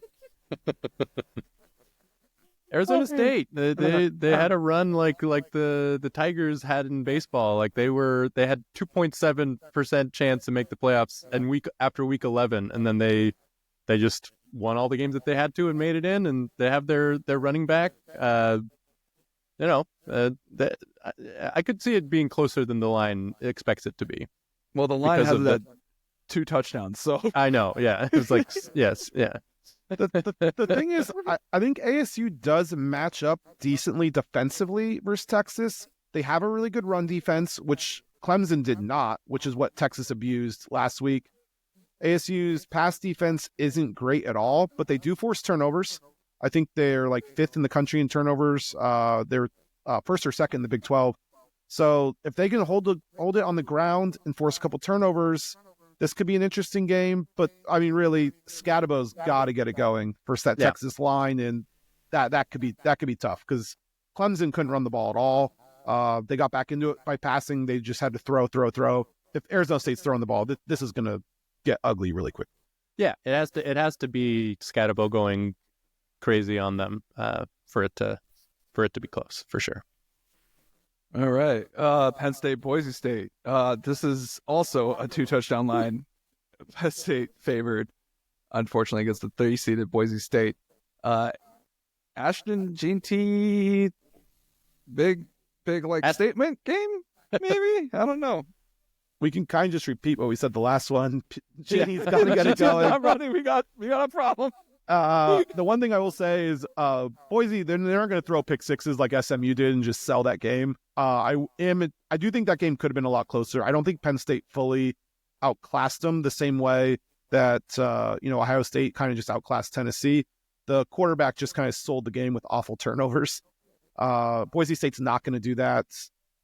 Jeannie, Penn State run defense, it's ranked pretty highly, but I mean, Oregon ran for like 190 on them in the Big Ten championship game. Ohio State averaged over 8 yards per carry. If they can keep it close and allow them to like keep giving the ball to Jeannie, that'll be good. But I mean, the biggest mismatch in this game, I mentioned there were 2 quarterbacks to trust in this playoff. Drew Aller is the other one. And him versus that Boise State pass defense is going to be a complete laugher. So it's going to be interesting. Yeah. Dan, what are your thoughts there? I mean, yes, but they do have the best player in the playoff, quite possibly with Genty, and I mean, it's Boise State at the Fiesta Bowl. I believe in the. It is. The book 18, at him. Yeah, it is 18 years minus 1 day to the day since their victory over Oklahoma. No, they did it before. I believe they have the running back to do it again. I'll be rooting hard for them. We'll see. Man. We're pulling. Oh man, Ian Book out of this. Okay, here we go. Notre Dame versus Georgia. This is an intriguing matchup. Is Georgia as real as they feel, and is Notre Dame realer than they look? Like, is it really UGA -1? And that's a pretty tight line. Murph, is this the second best matchup after Ohio State? Oregon? Easily, yeah, easily the second best matchup. Not a question in my mind. The one thing, actually, after watching a little bit more bowl season, I'm more and more on board with Notre Dame here. And Carson Beck's out. Georgia's not going to be able to throw the ball. The backup, Stockton, I mean, Leonard, the Notre Dame quarterback, has more passing touchdowns than Stockton has passing attempts. So the experience difference is pretty massive in quarterback play here. Notre Dame likes to run the ball as well. Georgia's rush defense, they got gashed by Georgia Tech. They've been gashed at times. They've been elite at times. This has not necessarily always been the best Georgia defense that we've seen in years past. But at the end of the day, the SEC has not looked great in the bowl so far. Bama, lost to Michigan earlier today. USC, won their bowl game versus Texas A&M. Mm-hmm. The only real marquee win that the SEC has gotten so far, like I'm not even talking bowl season, just in general, has been versus Clemson. They've done it 3 times. Georgia, South Carolina, and Texas all have housed Clemson. But outside that, there's been kind of a dearth of big wins for the conference in general. I'm starting to think Notre Dame looked really good versus Indiana. And if they're able to play that level of defense versus a Georgia team on their backup quarterback that you know is going to run the ball, then I think, I really like Notre Dame in this game, and I love it straight up. The betting line looks very favorable. Nice. Yeah, after Stockton came in and led them on a touchdown drive for Georgia, and then after that, his last 13 dropbacks, he had 15 combined passing yards. Like the passing game just completely fell apart. So yeah, it'll be, I could see Notre Dame winning this despite me rooting for them to lose. Yeah, I mean, and we'll get to that. So this is a pretty interesting slate. I think weirdly, because there are kind of, I don't want to call them pillow fights, but there are kind of like the big matchup and then the not as big matchup happening on both sides of the bracket. You could end up with another more compelling games happening now in the quarterfinal round than possibly in the semifinal. And that's where, because I think Georgia Notre Dame is pretty intriguing. I think Georgia still has the defense and the size in the trenches to really make some noise. And if you make Notre Dame uncomfortable, we have to see what that looks like, honestly. Northern Illinois did. That's okay. Yeah. But come on. I mean, no, we're talking about actual, hey, you guys prep for this game, care about this game, are trying, but yeah, pretty interesting matchups on both sides. Pivoting from CFP to NFL to the real football, boys. We're talking about the real football today. All right. Final week storylines. Murph and I got in a spirited argument about the MVP voting. I was really just saying Sam Darnold's going to get at least one vote if he wins next week. At least two. At least two. But I think it's pretty consensus that we're staring at a Lamar versus Josh Allen final week. Is there anything that's going to make Lamar pull ahead of Josh? Because I feel like Josh kind of solidified his candidacy by destroying the Jets last week. What's your guys' take on this MVP race? Let's start with Dan, actually. I still see Josh Allen ahead because of what we were saying last time we talked about this. The narratives, he's sort of seen as being due one, but I mean Lamar Jackson's playing out of his mind. If on paper, I would probably give it to Jackson in a vacuum, personally, but I think Allen will win it unless he absolutely collapses completely this weekend, and it would take something crazy, I think. So you're saying it's Josh's to lose? I think it's Josh's to lose. Okay. But Floyd, I what would do you give think? it to Lamar. Yeah, I mean, I think the vote's pretty much already been decided at this point. Josh Allen's probably not going to play much at all, if at all. This past week, they've nothing to play for. They're locked in the 2 seed. So he's not going to play. I think Lamar can definitely eliminate himself with a bad performance. If they lose, they could lose the division to Pittsburgh, and that would officially eliminate him from contention, I would say. But similar to Dan, if I were a voter, I would pick Lamar. But if Lamar doesn't win, I'm not going to be too broken up over it. I don't think he deserved last year's. So him finishing with 2 after this year seems about right for me for how well he's played. For the same reason that I didn't like him last year is the same reason I like him this year. It's kind of the argument working against him on this one. But but Josh Allen, I think he's going to end up getting it. Is the 2 seed. Narrative seems to be all in his favor. They're neck and neck, but I personally prefer Lamar's argument to Josh Allen's as well. But I don't think there's really anything else to be decided. I don't think Lamar can do anything to woo the voters at this point. All he can do is lose voters. Interesting. Yeah. Okay, yeah, that's kind of the read I have as well. All right, to the playoff spots. Let's take a look at the playoff picture here. All right, so we've got, oh God. All right, the Lions in the 1 seed, Eagles in the 2 seed. This playoff bracket, I know we have rants later, but I'm saving my rants for something else. This playoff bracket sucks, guys. Here's what's going to happen if the season ends today. The Lions have the first round bye. The Eagles have to play the Packers in the first round. Congrats on winning the 2 seed. You get the second scariest team in the NFC. Legit, and then the freaking Commanders and Rams play each other in a pillow fight. I don't understand the logic behind that. The seating is broken. This is BS. Like, the Packers are clearly like top 3 team in the NFC. Like, this is so dumb. Like, it's so upsetting. I don't think you post about 4. Yeah. Top four. Yeah, I forgot about us. They're top 3 threat in the NFC to the Eagles. And you're going to play them in the freaking first round? Does that make sense to you? And then the Commies and the Rams get to play each other? Like, what kind of collusive BS is this? Oh, my God. All right, sorry. I think the playoffs should be reseeded once they have the slots. Just be like, all right, yeah, no, you get to play the Rams. Because, you ran all over them and you get to do it again. This is BS. But going into this final week, in the hunt on the bubble, AFC is the intriguing part. Broncos in the hunt still, so they can clinch. On the bubble, the Dolphins and the Bengals.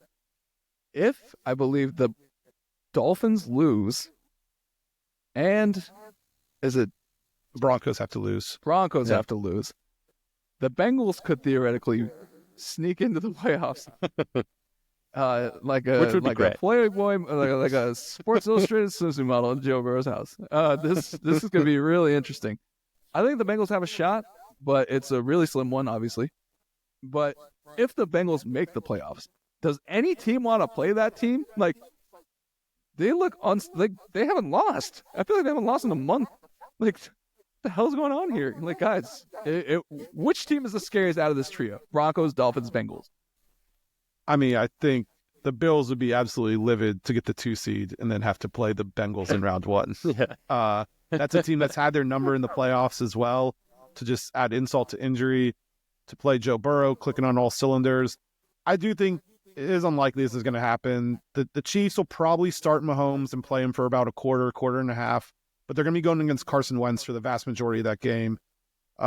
The Dolphins are playing a checked-out Jets team that just laid over for the Bills last week. The vibes in that team could not be worse. It's just tough to envision both of those teams losing, considering who they're playing against, to open up the door for the Bengals. But you got to think the rest of the AFC contenders want nothing to do with this, and the Chiefs don't want anything to do with it either. There's Andy Reid, because if the Bengals beat the Bills, that's who they're getting in the next round as well. He'd much rather would get the Steelers Texans winner, which is what they're in line to get right now. So they absolutely probably prefer the Bengals staying out, which means that they're more likely to try and throw that Broncos game in the first place, which will be pretty easy to do with Carson Wentz. Interesting point. But say Carson Wentz is playing for one more shot at a starting job. Maybe this is his Matt Flynn moment. And maybe he's the fly in the ointment. Because he was sure as hell was the fly in the ointment on our payroll for a while there. So I think, Murphy, you bring up a good point. The Chiefs are incentivized to tank out of this and basically just eliminate Joe Burrow by default. Because the dude is a problem. Like he's a legit problem. And that offense could beat anyone right now. The defense. That defense could lose to anybody also. Yeah. But the offense can beat anybody. Yeah. But I mean, if you're the Chiefs and you're staring down, we're going to get Bengals and Ravens en route to the Super Bowl, or we're going to get, Steelers/Texans and then the Ravens Bills winner. Like, they prefer the latter route 10 times out of 10. Yeah, 100%. Yeah, 100%. Speaking of ugly routes and fun stuff, we'll go back to the NFC side. Lions have been kind of shaky. All right, and we're going to let's go into the matchup, because this is basically my matchup that I'm looking forward to watching. It's appointment TV this week, guys. Lions-Vikings is appointment TV. Like, this is going to be a very interesting thing. If the Lions lose, they have a first-round matchup against the Tampa Bakers, which basically means that's a trap game, dude. Like, this Lions D was looking very shaky yesterday, and I think that if they sell this game to the Vikings, they have a date with the Bucks, possibly. That's a tough out for a Lions D that looks, honestly, everyone's hurt. Out. Everyone's hurt. Like, they're all gone. Like, I don't know half these dudes. Also, Tampa beat them when the D was healthy. Yeah, that too. So, yeah. That's one of their only losses. Yeah, so Tampa, I think, like, if they have to match up against Tampa, that's That's a tough out. So I think that's kind of what we're staring down if that happens. So I think it's a very consequential game. That's the matchup I'm looking most forward to. I know you guys don't give a micro FUCK about the Vikings or the Lions. So, Murph, what's your matchup that you're looking forward to this week? I'll just say also, I think the Vikings are going to win that one. Just they're a more balanced team, and Darnold will go ham on that defense. But we kind of went over it. I think Oregon-Ohio State is the biggest matchup for me, at least. It's tough for me to get into these NFL regular season ones when they either need 3 results to go their way to be interesting or fighting for a 1 seed for a playoff tournament. Like, this is an elimination game. This is the matchup for me. I think it's the best college football matchup out. And I think it's probably going to be the best football. Well, maybe not the best football game. Minnesota, Detroit's going to have points. But this is going to be a great matchup. I'm excited for the Rose Bowl. Nice. Dan, how about you? In the wake of last week's NBA discussion, my New Year's resolution is to force us to talk about the NBA. It's not January 1st yet, though. Dude, it's straight up January NBA. 1st some places. I'm putting NBA with EPL and Champions League. I'm legit, like, I'm out on NBA. Like, I don't care, but, like, all right, screw it. Let's do it.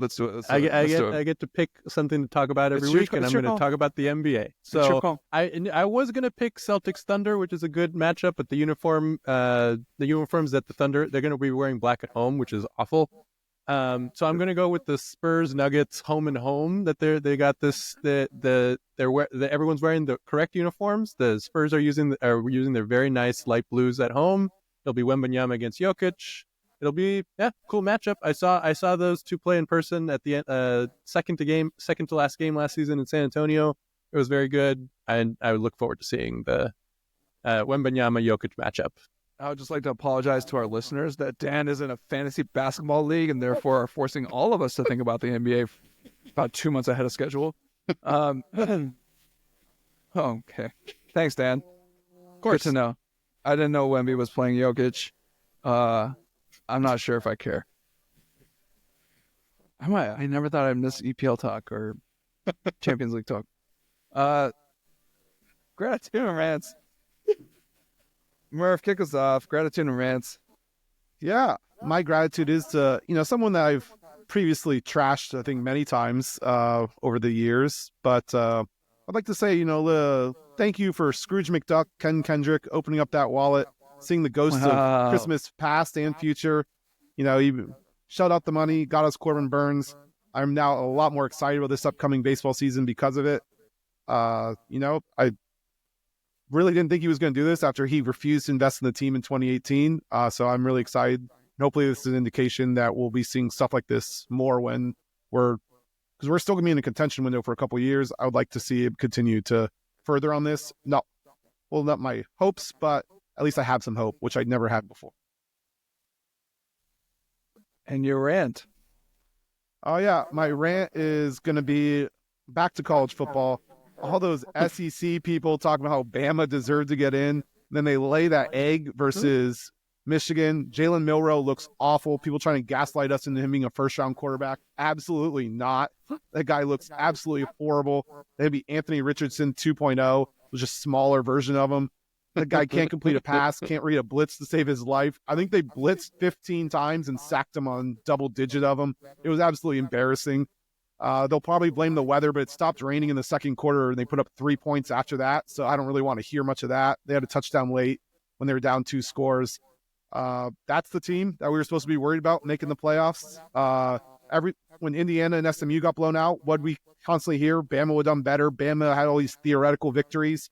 Also throw in that the other favorite SEC team, South Carolina, they're in the final minute about to lose to Illinois. So all these SEC teams left out because they're hard schedules. Can't even win their bowl games against these mediocre Big Ten schools. So, yeah.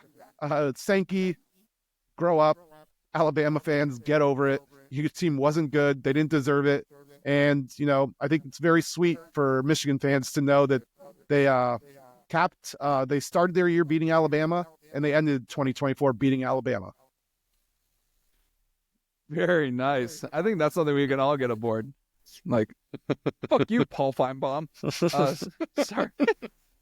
Went loud with that one. slate on, Paul. Oh man. Oh, okay. Dan, you've got a little video for your rant, so I'm gonna pull that up. Whoa. Overachieving out here. Yeah, but before we get to the video, where are we with this? That's what happens here. Sorry. I'll play it when it's time. But Dan, you have to be grateful for something before you rant. Yes, I'm sticking with the NBA here. I was I'm going NBA with all three of my picks today. I'm thankful for the Lakers finally making a positive move, trading away D'Angelo Russell, who's been struggling so much this year, back to the Nets, the same trade that we did a few years ago, again, back an actual 3-and-D guy, so that Anthony Davis doesn't have to be the entire Lakers defense by himself. I'm thankful for that.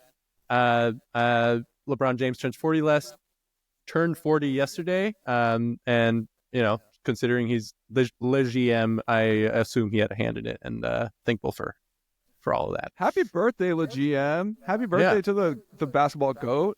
Oh my gosh. Dude, let's go. 40. Man. 40. He's a man now. Yeah, he's a man now. He's a man. He's 40. And he can still drop 40. That's the other good part. Yeah, it's wild what he's doing. And he said he could play another 5 to 7 years, which I would love to see. We can't afford that.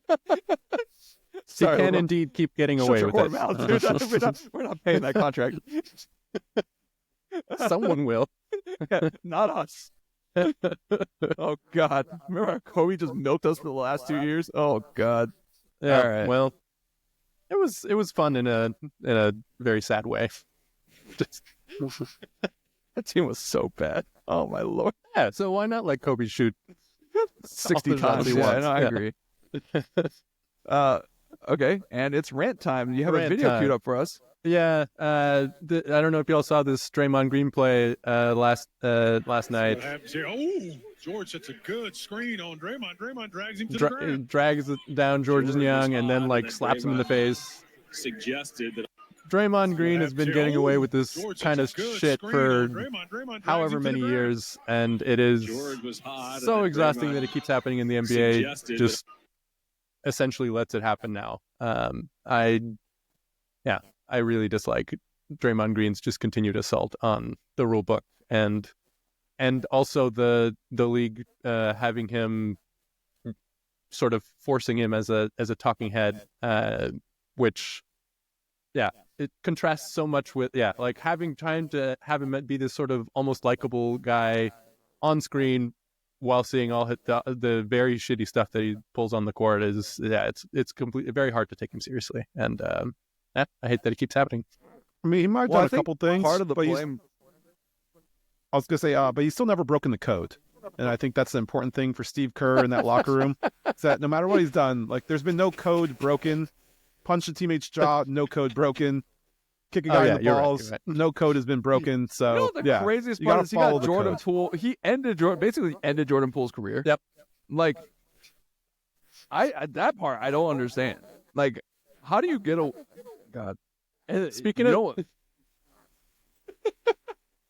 of the code, did y'all see Nick Young celebrating D'Angelo Russell getting traded? Get out and don't come back. Nick, Iggy Azalea is not that big a catch, bro. Calm down. It's all right, bro. You'll be fine. Oh my Lord, hung up on that though. The thing about snitching is you're not supposed to be the one who enforces it. Everybody else got to enforce it. You know what I mean? Come on, Nick. Yo, but back to Draymond. I kind of partially blame old school NBA fans who are there's not enough contact. This league is soft. Blah blah blah blah blah. And they're probably giving Draymond that platform. You ever notice the TNT inside the NBA panel tends to be kind of they've got the young people version with Candace Parker and Shaq and all that, and then they got the old heads, and Draymond's always sitting with the old heads. He's got that kind of old head stamp, I guess. But yeah, it's a difference. It's a thin line between hard-nosed play and being a jackass, and ending your teammate's career. because he called you a backpack, like what? Like, bruh, it's true. Like, you are a backpack. Like, what the hell? What, you taking that personal? Like, you're not seeing these box scores, bro? Like, you're not doing anything. As Chuck would say, triple single out there again. Triple single out here. Oh my God. The most notable thing you do is set a screen for Steph and then you lob the ball back in. Like, what? Like, get out of here, bro. Like, Also, the thing is, this was so easy to see. Like, once his skill started declining, like, obviously he was going to try and make up for it in other ways. And this was just so predictable. And the league's continuation of just, little slaps on the wrist is clearly showing him that he can get away with it. Little slaps on the wrist sometimes. Like, it's occasional. Yeah. But his line stepping is habitual. Like, that's the problem. Is like, he does this all the time. He just gets away. And then he always, like, argues with the refs like he's right or something. I'm just like, bro, how long you been in the league to, like, think, like, this still works? And, like, yeah, I'm with you. Man, I almost using up my rant time to talk about Draymond. Yeah, I'm tired of his crap. And the Jordan Poole thing was really, like, I know we clown on Jordan Poole, and it's easy to clown on him, and, he makes it easy on us. Like, he makes it easier on us, but, like, when he called Draymond a backpack, I was like, that's the truest thing anybody said on that team. Like, that's just real. The Jordan Poole thing was bad. I think the last straw for me was the Domantas Sabonis stomp. That was Bush. That was so blatant. It was like, come on, man. Yeah. Sorry. Yeah. We're not getting Christmas cards from Draymond Green anytime soon, but, like, screw that guy. Okay, gratitude rants for me real quick. They're both USC related. USC football won against Texas A&M in their Las Vegas Bowl game. Jordan Mayava had his typical EKG type performance, where it was like, oh, you threw 3 picks, but game-winning drive. I guess, like, all right, cool. I want to give shout out to Jacoby Lane and all the players who showed up and played, didn't enter the portal. Big shout out my boy Makai Lemon. Kai, you are a 5-star talent who stuck around, didn't go to the portal, like, didn't do any of this BS. Like, Zach and Zion Branch are already in the portals. They didn't show up. Like, I like these guys who stay loyal to the schools, and I appreciate it a lot. Like, I know it's not the best for their careers, like, or it might be. Who knows? Like, Makai might get a bunch of targets next year. But my thing is, like, thanks for sticking around. I appreciate that. This was a rough year for USC football. Like, we had so many close games, so many blown games in the fourth quarter. Like, it's a heartbreaking year to follow this team, and I can't imagine how hard it is on the players. But to come out and win against an equally choking team in Texas A&M, Texas, I don't know what to say, man. Man, I'm sorry, guys. Somebody had to win that game. Right? Like, oh my God, a more precipitous fall from grace. Like, we do ours in game. There's like over a season. Like, that was really impressive. There's nothing more sure in life than Texas A&M going 8-5. Oh man, I feel bad, but like, it was tough on the players. Like, a horrendous year for the players, and I'm so proud of them for sticking through. The ones that stayed, they deserved every bit of that win, and they should soak it in. And here comes the rant part. Before you do that, I did want to point out USC now has more wins at Allegiant Stadium than the Raiders this year. Nice. Just thought I'd throw that in there. Real nice. Two programs like link throughout history, by the way. Yeah. Unfortunately, my rant is to our fans, and as much as I dunk on Dodger fans for being like super entitled and whiny, USC fans for some reason just think like it's supposed to be 2004 every year, and I don't know how to tell them that was 2 decades ago. Like, legit, like, kids have been born after Reggie Bush won a Heisman and played for our team. So, like, please stop. Like, it's like shocking how entitled the program's fans can be. And like, to think that just because you're not in the national title picture, just because you don't have a Heisman candidate QB, that this season is a wash or a fail.